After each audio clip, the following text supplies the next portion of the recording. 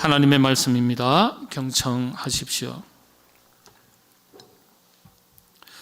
여호와께 감사하라. 그는 선하시며 그 인자하심이 영원함이로다. 하늘의 하나님께 감사하라.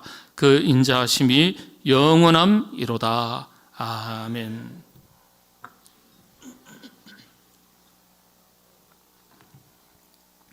몇 가지 이야기들 말씀드리겠습니다. 이 이야기의 공통점이 어떤 것인지 한번 생각해 보시기 바랍니다.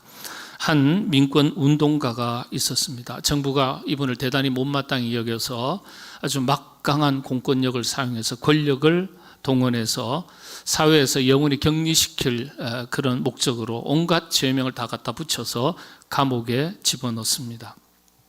이분이 갇힌 곳이 철회의 고도라고 알려진 루벤 섬, 그곳의 감옥이었습니다. 세상과의 소통은 6개월에 단 한 번, 면회와 편지 한 통이 전부였습니다. 그 어떤 것도 허락되지 않았습니다. 감옥도 보니까요, 햇볕도 들지 않고 어둡고 습한 곳이었어요. 또 그 감옥에서조차도 누우면은 머리와 발이 닿을 만큼, 머리와 발이 벽에 닿을 만큼 비좁고, 그리고 그것을 관리하던 간수들도요, 매질과 고문을 서슴지 않았습니다. 그렇게 육체적인, 정신적인 그런 압박과 고문 속에서 긴 시간을 감옥살이를 합니다. 또 가족들도요, 정부에 의해서 강제로 격리지역이라 그러죠, 게토로 쫓겨나게 됩니다. 삶의 터전을 잃어버렸습니다. 이런 감옥살이에 4년째 되던 해에 어머니가 돌아가셨습니다. 5년째 되던 해에는 큰아들이 죽었습니다. 장례식에 참여하지 못하는 것은 너무나 당연한 일이었어요. 얼마나 안타깝겠습니까? 이렇게 무심한 세월이 흘러서 14년이라는 세월이 흘렀습니다. 그러던 14년이 되는 해의 어느 날이었습니다. 14년 만에 큰딸이 찾아와서 만나게 되었습니다. 마음대로 만날 수가 없으니까요. 그 사이에 이 큰딸이 시집을 가서 또 딸아이를 낳은 거예요. 손녀겠죠. 손녀를 안고 면회를 왔습니다. 그리고 부탁을 합니다. 아버지, 손녀예요. 이 딸의 이름을 지어주세요. 그렇게 부탁을 하니까 이분이 어깨에 웃돌이 호주머니에 꼬깃꼬깃 접어넣은 종이 하나를, 쪽지 하나를 딸에게 줍니다. 이 딸이 그 쪽지를 쫙 펼쳐보면서 펑펑 울어요. 한 단어를 보면서 웁니다. 아버지가 그 감옥 속에서 14년 동안 모진 고문도 당하고 고통도 당하면서 얼마나 그 마음속에 꿈처럼 그리는 소망이 무엇인지를 알 수 있는 한 단어였습니다. 그런데 그 단어를 주면서 딸아이의 이름을 지으라고 그렇게 내어준 것입니다. 그 쪽지에는 아즈위라고 적혀 있었습니다. 아즈위, 희망이라는 이름이었습니다. 이 루벤성 감옥에서 노동을 하죠. 돌을 깨고요. 그러다가 간수들에게 고문도 당하고 매도 맞고 심한 모욕을 당하고 그렇게 감옥살이를 하던 세월이 무려 27년이었습니다. 1964년도 44세, 44세에 시작된 감옥살이는 세월이 27년이라는 세월이 흘러서 옥살이를 거쳐서 1999년 71세가 되어서야 겨우 석방이 되었습니다. 한번 생각해 보십시오.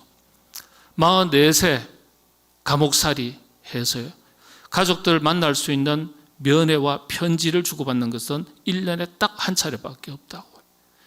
그런 세월을 무려 27년을 보냈습니다. 겨우 석방이 되었습니다. 이분이 석방이 되었을 때 수많은 사람들이 이분을 이 지경까지 만든 그 사람들에게 복수하기를 원했습니다. 복수해야 된다. 여러분은 어떻게 하실래요? 내 가정을 무너뜨리고 내 사랑하는 가족들을 못 만나게 하고 가진 고문을 당하고 억울하고 원통하고, 우리는 조금만 억울해도 못 견디잖아요. 그렇지 않아요? 견딜 수 없어요. 못 참아요. 27년의 세월을 참습니다. 어떻게 견딜 수 있을까요? 나왔을 때는 내가 나가기만 해봐라. 반드시 내가 갚을 거다. 이런 마음 생길까요? 안 생길까요? 안 생기세요? 저만 생기나? 그런 마음 생길 수 있어요. 그런데 이분은 복수하기를 거절했습니다. 대신 용서를 선택했습니다. 이분은 마침내 백인 정부의 흑백 분리 정책, 아파르트 헤이트, 이 정책을 완전히 철폐하고 남아프리카 공화국 최초의 흑인 대통령이 되었습니다. 그리고 1993년 노벨 평화상을 수상합니다. 이분이 바로 여러분들이 잘 아시는 넬슨 만델라 대통령입니다. 추록한 뒤에 사람들이 그에게 27년의 감옥 생활을 어떻게 견디셨습니까? 물었습니다. 그때 이분이 대답하기를 나는 위대한 변화가 일어나리라는 아즈위, 소망, 희망이죠. 곧 하나님께서 주실 이 소망을, 이 희망을 단 한순간도 놓지 않았습니다. 그 희망은 믿음에 기초한 것입니다. 이렇게 대답을 했어요. 이 믿음은, 이 아즈위, 희망, 소망은 믿음에 기초한 것입니다. 넬슨 만델라 대통령은 독실한 감리교 크리스찬입니다. 믿음이 있었던 거예요. 이 믿음 때문에 27년을 견딜 수 있었던 거예요. 그리고 나서 추록해서도 원수를 갚지 않습니다. 용서를 선택합니다. 정말 대단한 거죠. 만델라 대통령이 이렇게 또다시 이야기합니다. 27년 동안 반드시 자유하게 된다는 소망을 단 하루도 포기하지 않았습니다. 자유가 반드시 주어질 것이라 믿었기 때문에 저는 27년의 감옥 생활에서도 견딜 수가 있었습니다. 그리고 하나님께서 미래에 주실 자유함의 은총을 생각하며 그 다음 말이 참 중요해요. 감사할 수 있었습니다. 견딜 수 있었습니다. 이 고백은 할 수 있어요. 그런데 자유함의, 미래에 우리에게 주실 자유함의 은총을 생각하면서 뭐라고요? 견딜 수 있었습니다 라고 고백하는 정도가 아니라 오히려 감사할 수 있었습니다.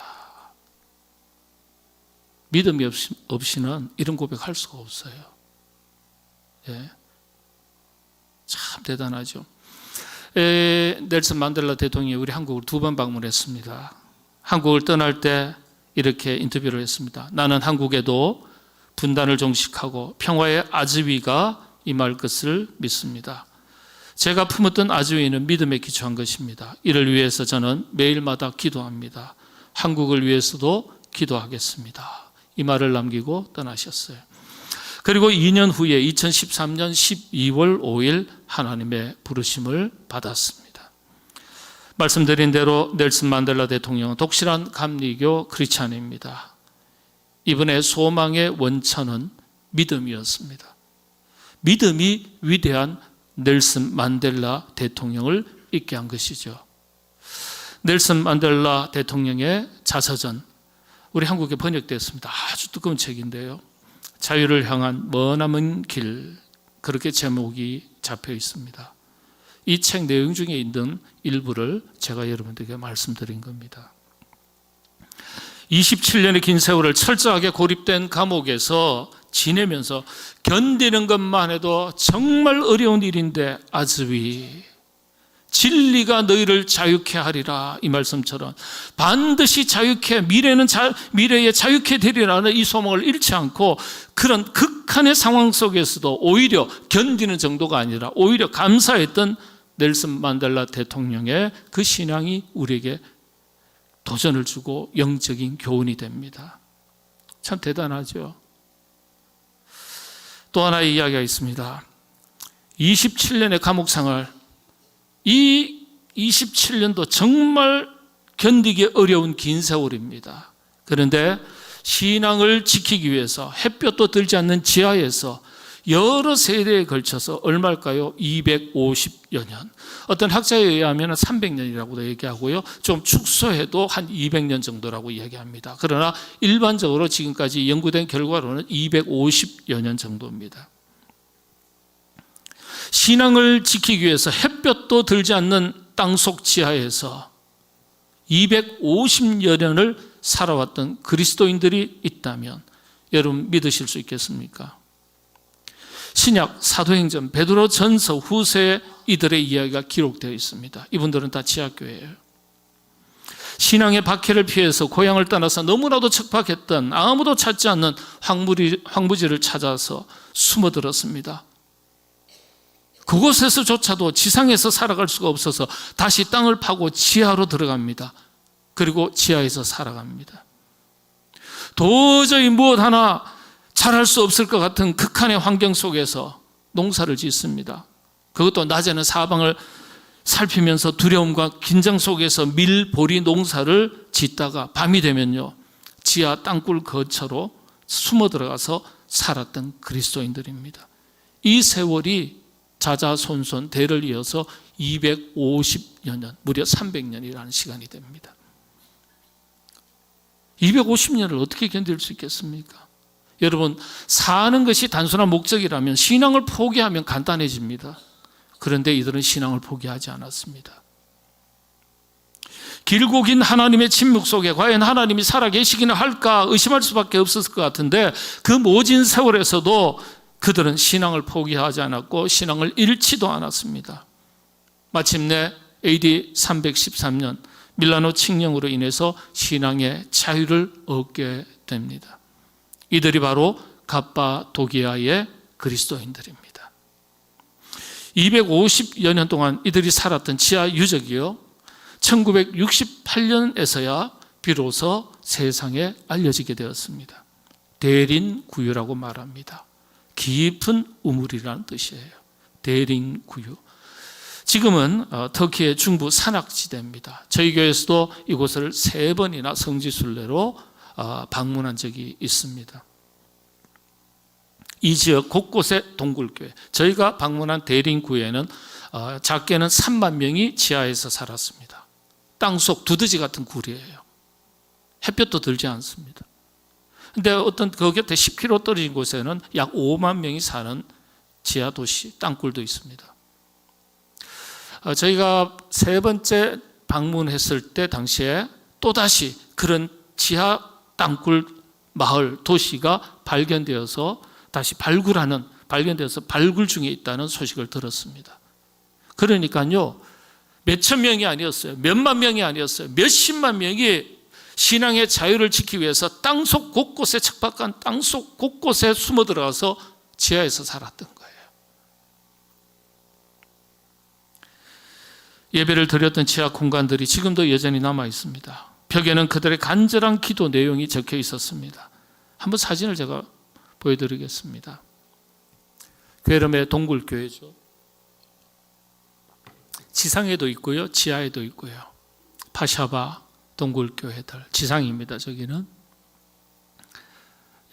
파샤바라 그러죠. 버섯 모양처럼 생겼습니다. 그 다음에 우치사르, 막 곳곳에 구멍을 뚫어서 저기에 거주지가 있어요. 그냥 참 조그마한 굴 하나 파서 그곳에서 삽니다. 동굴교회. 또 한번 보실까요? 또 한번 보실까요? 대린구유, 뜻은 깊은 우물입니다. 지하에 3만 명이 사는데 출입구가 좁이에요. 왜냐, 발견되면 지하에 많은 사람들이, 그리스도인들이 잡혀서 아주 핍박을 받기 때문에 마치 우물을 깃기 위한 뭐라 그러죠?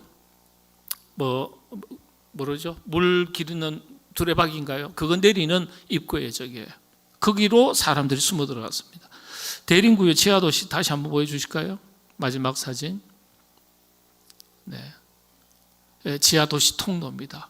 서서 다니기도 어려워요. 다 고개 숙여야 됩니다. 놀라운 것은요, 극한의 이 상황 속에서도 하나님 앞에 감사하며 찬양했던 시가요, 곳곳에 지하교회 벽에서 발견되었습니다. 놀라운 거예요. 그 찬양 시에는 숨막히는 땅굴 생활 속에서도 하나님께 감사드린다는 내용이 기록되어 있습니다. 한번 보실까요? 지하도시에 저 벽의 내용들이 하나님께 감사합니다. 감사합니다.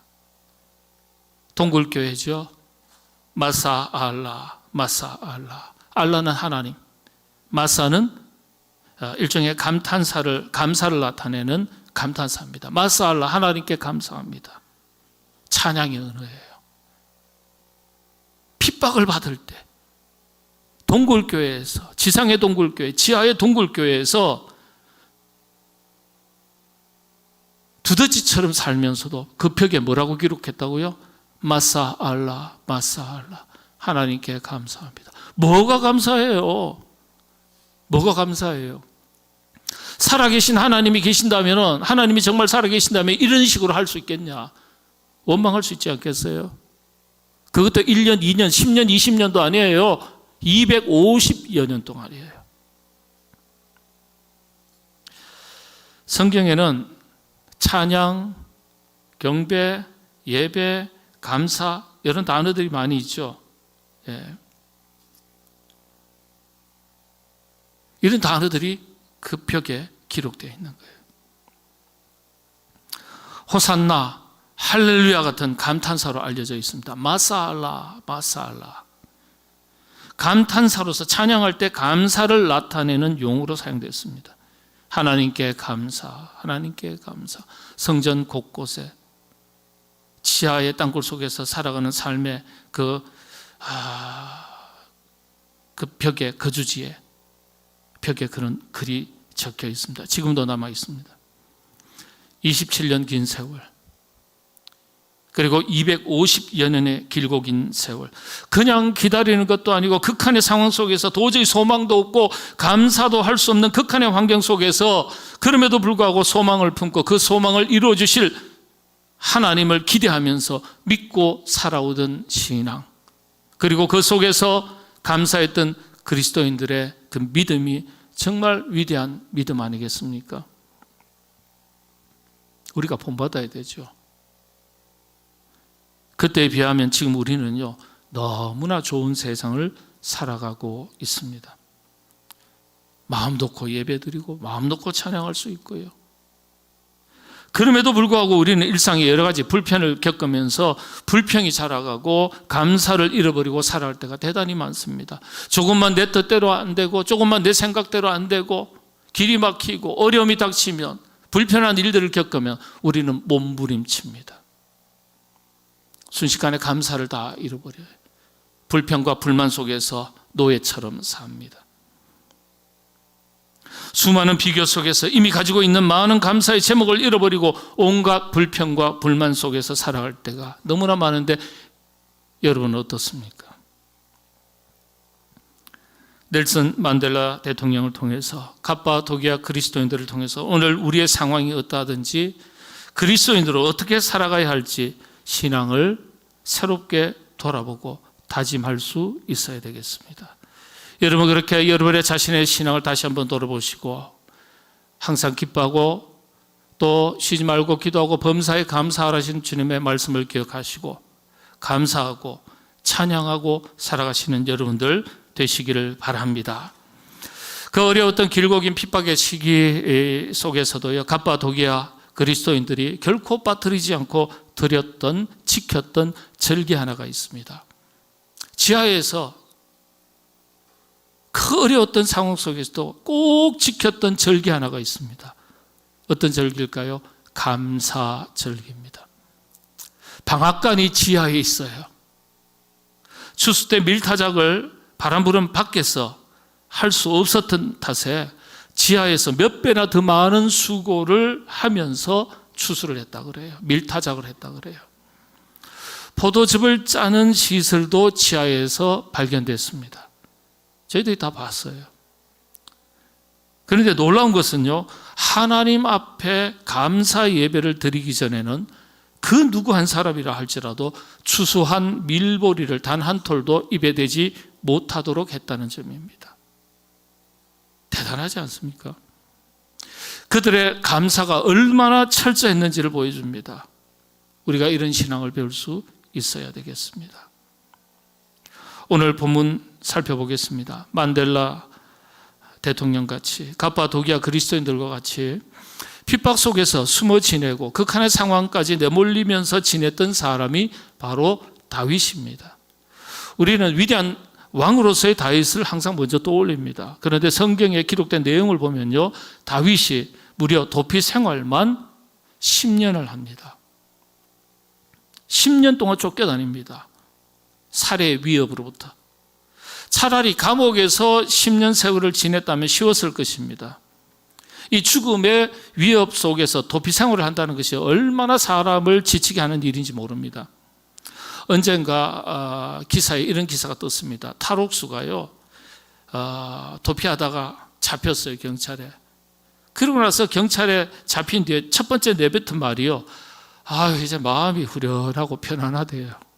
마음이 편안하고 후련하다는 거예요. 쫓겨다니면서 얼마나 긴장했던지, 긴장하면서 살았던지 그걸 보는 거예요.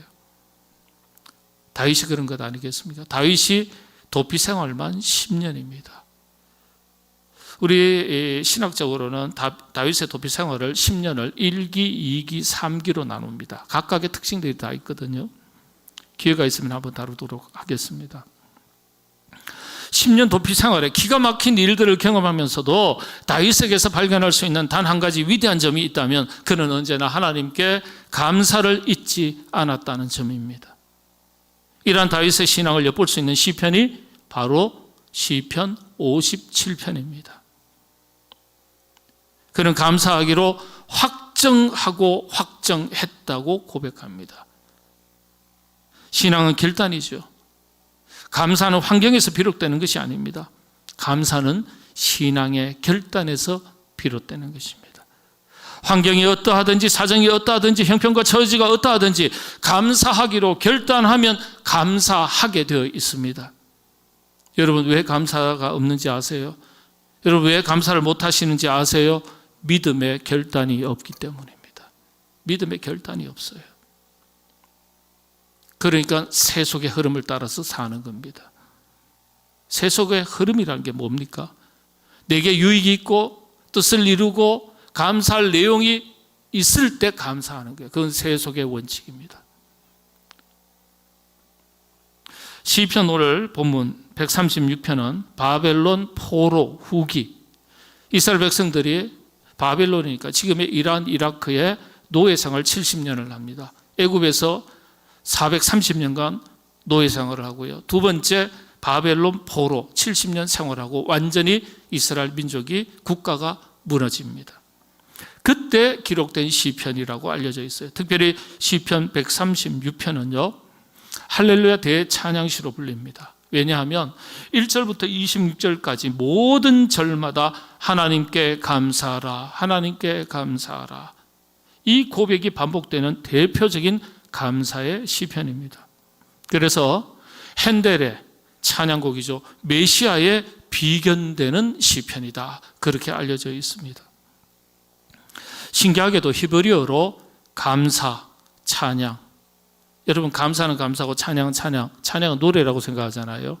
그런데 이 감사라는 단어와 찬양이라는 단어의 어원이 같습니다. 그러니까 감사가 찬양이고 찬양이 감사예요. 감사라는 가장 일반적인 히브리어가 야다라고 말합니다.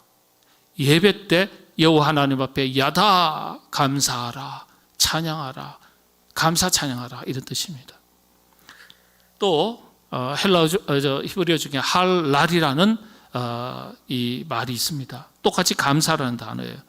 감사. 이건 하나님께 기쁨이 되도록 하나님을 드러내고 하나님을 자랑하라, 이런 뜻입니다. 또 이 찬양이라는 단어, 히브리어 단어가 있는데 자마르 그렇게 말합니다. 자마르. 근데 이건 주로 악기를 연주할 때, 악기를 연주하면서 하나님께 경배하고 찬양하라, 감사하라, 이렇게 말할 때 사용하는 단어가 자마르, 이렇게 말합니다. 네. 하나님을 드러내고 하나님께서 기뻐하시는 찬양을 드려라, 할랄, 이렇게 뜻이에요. 네. 예배 중에 우리가 우리의 입술을 가지고 하나님 여호와를 찬양하라, 야다하라, 찬양하라, 감사하라, 이런 단어예요. 시편 136편 할렐루야 대찬양, 가장 큰 감사가 언제 기록됐다고요? 나라가 무너졌을 때, 내 삶의 터전을 잃어버렸을 때, 온 가족이 전쟁통에 다 흩어지고 노예로 끌려왔을 때, 핍박받을 때 기록된 시편이 바로 시편 136편입니다. 감사 대찬양시입니다. 신기하지 않습니까? 놀랍지 않습니까? 가장 어려울 때 가장 크게 감사했다는 거예요. 해방되어서 기쁨으로 드린 것이 아니라 노예로 살던 시기에 드려진 것입니다. 이게 우리에게 영적인 교훈이 되죠. 말씀을 정리합니다. 넬슨 만델라 대통령의 이야기. 250여 년의 지하 땅속 생활을 했던 갑바도기아 그리스도인들의 이야기. 10년 동안 쫓기면서도 그럼에도 불구하고 어떤 상황에 있었든지 나는 하나님께 감사하고 찬양하기로 작정했다. 확정되고 확정되어 싸우니. 그랬지 않습니까? 이 다윗의 이야기. 할렐루야 대찬양. 이스라엘 백성들이 노예 생활하던 중에서도 감사하는 찬양 이야기. 이게 공통점이 뭡니까? 상황을 기준으로 드린 감사가 아니라는 점이에요. 상황이 어떠하든지 형편과 처지가 어떠하든지 삶의 조건이 어떠하든지 하나님 앞에 감사하기로 찬양하기로 결단하고 드린 이것을 가리켜 절대 감사, 절대 감사라고 말하죠. 절대 감사라는 점이 공통점입니다. 그래서 극한의 상황 속에서도 감사할 수 있었던 것입니다. 우리가 드리는 감사가 어떠해야 되는지를 깨닫게 해줍니다. 풍요롭고 모든 것이 잘 되고 형통할 때만 드려지는 감사가 아니에요. 모든 것이 악조건일지라도 힘들고 도저히 소망조차도 보이지 않을지라도 그런 상황 속에서조차도 드리는 그 감사가 진정한 감사인 것을 가르쳐주고 있습니다. 시편 136편의 감사, 다윗의 감사, 갑바도기아의 그리스도인들의 감사, 만델라 넬슨 대통령의 감사. 또 하나 놀라운 공통점 하나를 발견하게 되는 건데요. 그건 상황을 보고 감사한 게 아니죠.